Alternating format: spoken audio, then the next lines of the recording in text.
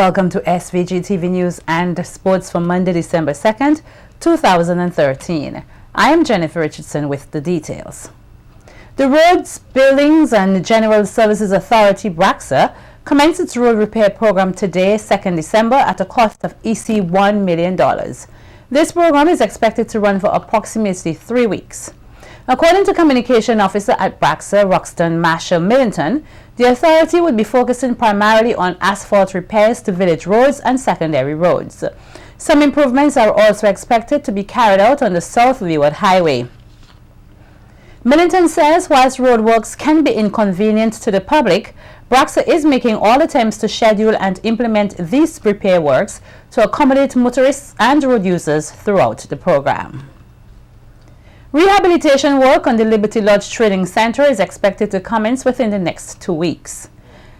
Fraser's construction firm, which will be carrying out the work, signed the contract at the Ministry of National Mobilization last Friday.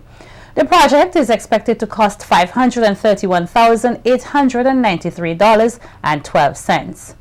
Speaking at the signing ceremony on Friday, Minister of National Mobilization Frederick Stevenson said the work will include the construction of a new wing at the center and remedial work on the bathroom facilities. As we know that we are doing some remedial work on the Gumi Community Center to house the boys in the interim, and I'm happy that we've come this far. We are presently working along with the Ministry of Transport, Work and Housing in trying to get the community center in Gumi up and ready, so that as soon as the 17-day period is up, that Mr. Fraser can do his mobilizing, get the first tranche of his monies and the startup works for the renovation of the Liberty Lodge Boys Training Center. Stevenson said the rehabilitation work at the center forms part of the Juvenile Justice System Reform Project of the Organization of Eastern Caribbean States, funded by USAID. I believe that St. Vincent and the Grenadines, out of all the other OECS countries, have been at the forefront of the renewed work in relation to juvenile justice reform in the OECS. It's a project that has been long in coming. The Liberty Lodge Boys Training Facility would have seen quite a number of successes over the years, and what we are doing here now is part of the reform project, where the boys who are in conflict with the law would have a place to stay, to be reformed, and be able to go back into their communities and make good on the promises that we have as a state, that no child should be left behind, but that all children must have equal opportunities for their own advancement and for the development of St. Vincent and the Grenadines. Local and regional port workers are involved in a 2-day seminar here on port protection and security. The seminar, which got off to an official start at the Sunset Shores Hotel earlier today, heard remarks from Human Resource Manager at the SVG Port Authority, Shamin Tapin-John, who said the seminar was long overdue. However, Tapin-John explained that the timing is now right, having transitioned from over 80 port police to just under 20 surveillance officers, with assistance from the Royal St. Vincent and the Grenadines Police Force. This seminar had taken place at a time when it should have maybe over a year ago, we would have lost that training. And so it is very timely now that we do this at this time. I know this is a particularly difficult time for ports. This is, especially in the Caribbean here, this is a time when we see an excess amount of cargo coming in through our ports because of the Christmas season. And Ernesto Fernandez of the Inter-American Committee on Ports of the Organization of American States said it is his hope that the seminar will equip the participants with the requisite knowledge and skills needed to maximize port security in their respective countries. So you mitigate risk, improve security, and increase efficiency. But I think this is also has to be viewed from the point of view that what's happening at the port, you are, while securing that everything goes well at the port, you are not delaying the movement of goods or persons through the port, because this has an impact also in the economy. So I think this is important to take into account of the full picture of the work that you do. And Chairman of the SVG Port Authority, Edwin Stagg, says it is often a challenge for small developing countries such as St. Vincent and the Grenadines to implement security measures that are on par with the larger countries. As such, activities often strain the financial resources of smaller countries. We must be mindful that security, as it could be applied in, say, the US or larger ports of the more developed countries, we have difficulties with our small economies, and particularly in these trying times with some of the stringent methods and proposals that are made to us at times. Nevertheless, I really hope that all these participants who are here this morning, that they will benefit from the training that is being offered here. There's a wealth of information. I had a look at the sheet. The Gender Affairs Division on Friday evening held a panel discussion on domestic violence at the Sand Hill intersection. The discussion forms part of the ongoing efforts here to end the violence against women. Agni Llewellyn of the Gender Affairs Division says it must be understood that violence against women is not just about physical abuse, but also verbal, neglect, and sexual abuse. These all lead to emotional instability, psychological scarring, forced social mobility, forced isolation, repeated humiliation, and insults.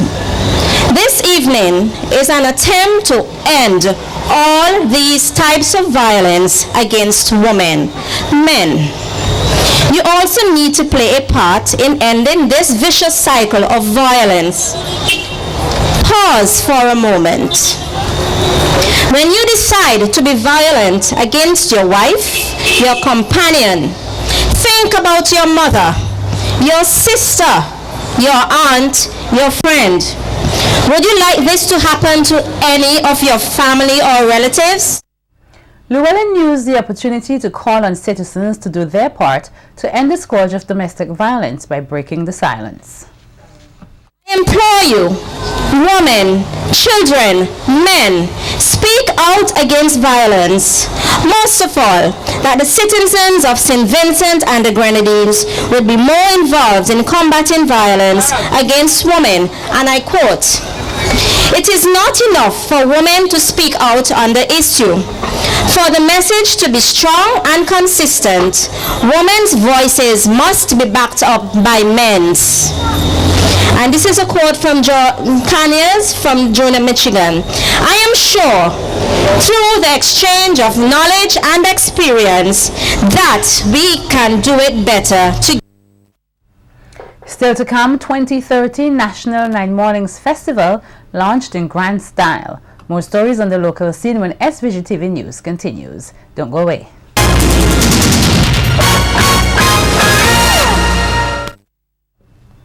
Welcome back. The 2013 National 9 Mornings Festival, now into its 100th year of existence, was launched last evening in grand style. Minister with responsibility for tourism and culture, Cecil Mackey, says while many countries have tried, SVG is the only country that has maintained its 9 Mornings festivities. He says over the years, the festival has served as a social and spiritual activity and has also developed into one of SVG's major tourism products. We are the only country in the whole wide world to have such a festival. And I want to ask you to put your hands together for successive governments, committees, communities, all of us in St. Vincent and Grenadines for keeping this festival alive. Put your hands together for St. Vincent and the Grenadines. Minister Mackey says the 9 Mornings festivity continues to hold a significant place as part of Christmas celebrations in St. Vincent and the Grenadines. Minister Mackey adds that usually close to 10,000 persons visit SVG for 9 Mornings, and this year they are expecting similar numbers. We have just completed a month of activities in the Ministry of Tourism, Sports and Culture here in St. Vincent and the Grenadines. And we have identified Christmas and the 9 Morning Festival as one of the very important tourism moments for this country. Indeed, if we have 50 plus communities coming together for these set of activities, this is a tourism moment for us. Here is an excerpt from last night's 9 Mornings launch as Lennox Bowman and Carlton Sippy Hall performed the official 9 Mornings 100th anniversary song. Yeah! Long time ago in SVG, 100 years they say. 9 Mornings was started here. Since then it's here to stay. We waking up early morning, Vincy, 9 Morning, and out of the house we going. Vincy, 9 Morning, starting the preparation. Oh, what a celebration to welcome our King. Tell them Lennox!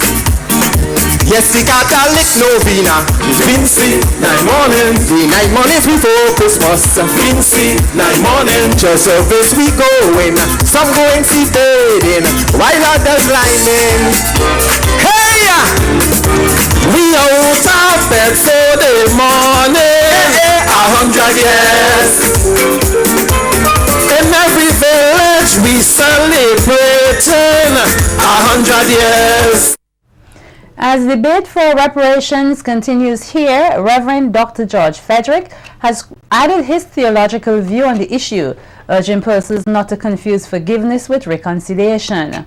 Speaking at a panel discussion on reparations in the Mesopotamia Valley, Frederick said the Bible speaks of forgiveness, and in order for this to be cemented, there must be some form of reconciliation or reparation. Who say that the scriptures say that we must forgive those who sin against us? Hallelujah. You are right. Reconciliation is after that individual who has been forgiven has brought forth fruit that befit repentance, showing that he is sorry for the wrongs he has done and willing to correct his error. We are saying, as a people, we have forgiven the perpetrators of the past. That's not the question we're dealing with. We have forgiven, because if you don't forgive the perpetrators, you and I are going to get sick. Chairman of the local reparations committee, Jomo Thomas, highlighted that slavery and the transatlantic slave trade are to be blamed for negative mentality. As an African people, as a people, even indentured people who had a similar history, we need to go back and study it to understand what it did, because many of the maladies we suffer from today, many of the self-hate traits that we see in our people today, many of the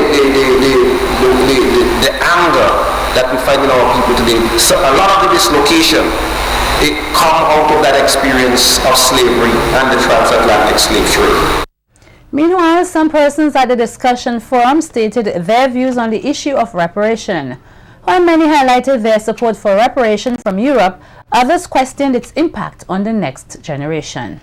As a result of the psychological damage that was done to our people, a number of things we take for granted. The biggest reparation we should have is that of our head or mind when it comes to business. Good money, if that is the biggest, we are able to get money from these different countries to compensate us. Is that we should work with our hands. The whole of St. Vincent and Grenadines is on reparation time, right?